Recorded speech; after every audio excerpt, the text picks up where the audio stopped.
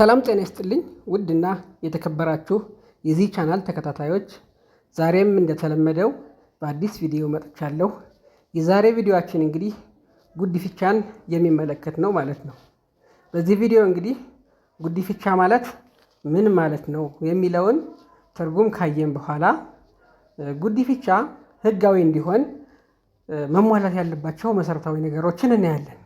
ይህን ካየን በኋላ ዋናውና ከርዕሳችን ላይ እንደጠቀስነው ምናየው ዛሬ እንግዲህ ምንድነው የጉዲፍቻ ልጁ ጉዲፍቻ አድራጊውን መውረስ ይችላል ወይ የሚሉትን እናያለን ማለት ነው። ወይም ራስ በራሳቸው ጉዲፍቻ አድራጊውና ጉዲፍቻ ተደራጊው እርስ በርሳቸው መወራረስ ይችላሉ ወይ፣ ልክ እንደ ተፈጥሯዊ ወላጅና ተወላጆች መወራረስ ይችላሉ ወይ ራስ በራሳቸው የሚለውን የምናይ ይሆናል ማለት ነው። እንግዲህ ጉዲፍቻ ማለት ተፈጥሯዊ የወላጅነትና የልጅነት የስጋ ዝምድና ሳይኖር ከሌላ ሰው አብራክ የተወለደን ልጅ ኢኮኖሚያዊና ማህበራዊ ጥቅሙን ጠብቆ እንደ አብራክ ክፋይ ልጅ ማሳደግ ማለት ነው።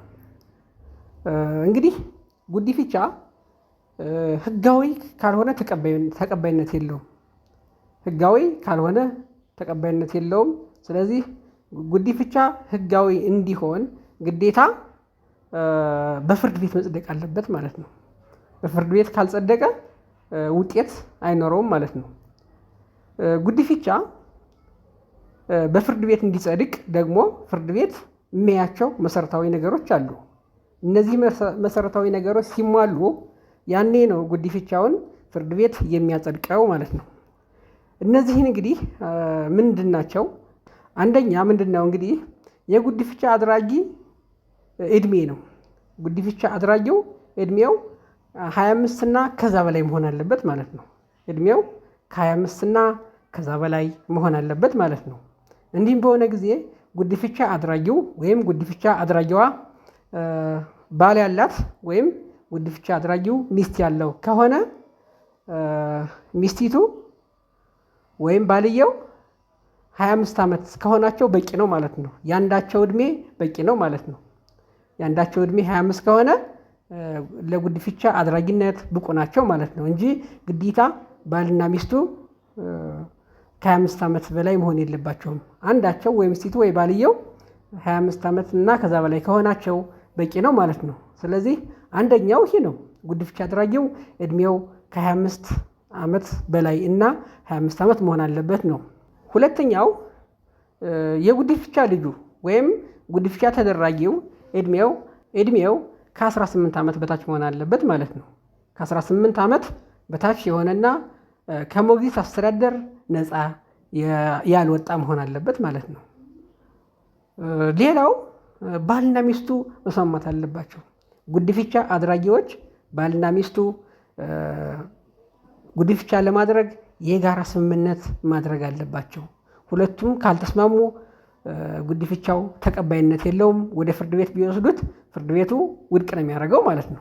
ጉዲፍቻ የሚደረገው በጉዲፍቻ አድራጊውና በልጁ አሳዳሪ መካከል በተደረገ ውል ወይም ስምምነት ነው ማለት ነው። ስለዚህ ጉዲፍቻ ለማድረግ መጀመሪያ የሚያስፈልገው ሌላው ምን ነው?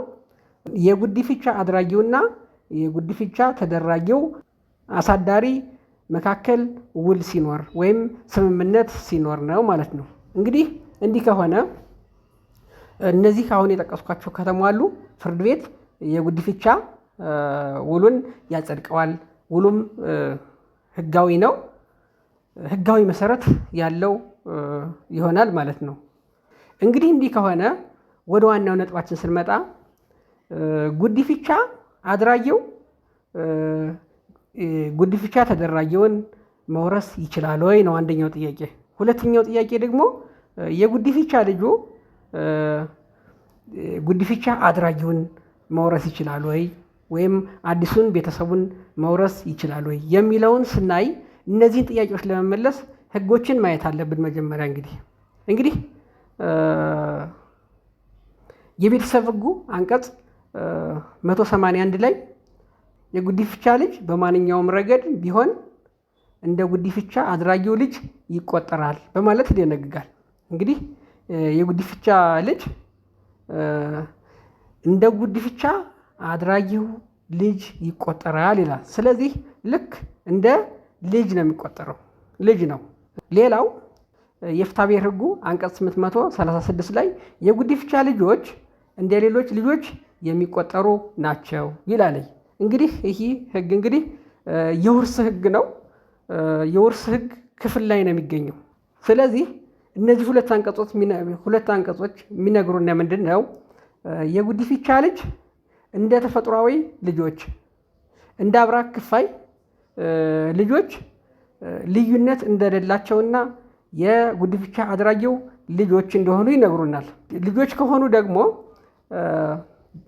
በፍትሐብሔር ሕጉ አንቀጽ 842 መሰረት ወላጆችና ተወላጆች እርስ በርሳቸው ይወራረሳሉ ይላል የፍትሐብሔር ሕጉ። ይህ አንቀጽ 842 ማለት ነው። ስለዚህ የጉዲፍቻ ልጅ ጉዲፍቻ አድራጊውን ይወርሳል ማለት ነው።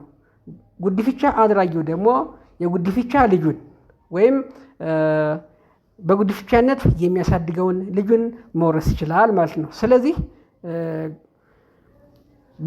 በጉዲፍቻ ጊዜ ጉዲፍቻ አድራጊውና ጉዲፍቻ ተደራጊው እርስ በርሳቸው ይወራረሳሉ ማለት ነው። ልክ እንደ ልጅ ተቆጥረው እርስ በርሳቸው ይወራረሳሉ ማለት ነው። ውድና የተከበራችሁ የቻናሌ ተከታታዮች ይህን ቪዲዮ እንደወደዳችሁት እንደሚጠቅማችሁ እርግጠኛ ነኝ። እንግዲህ ላላወቁት ለምታውቋቸው ይህን ቪዲዮ ሼር አድርጉላቸው፣ አሳውቋቸው። በሌላ ጠቃሚ ቪዲዮ እስከምንገናኝ ሰላም ሁኑ።